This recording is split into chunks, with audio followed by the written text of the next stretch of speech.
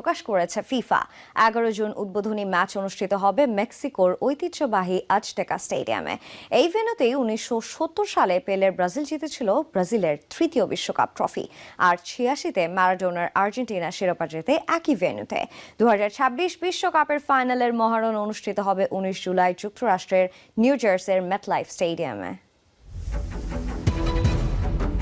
বাঁচতে শুরু করেছে 2026 ফুটবল বিশ্বকাপের দামামা।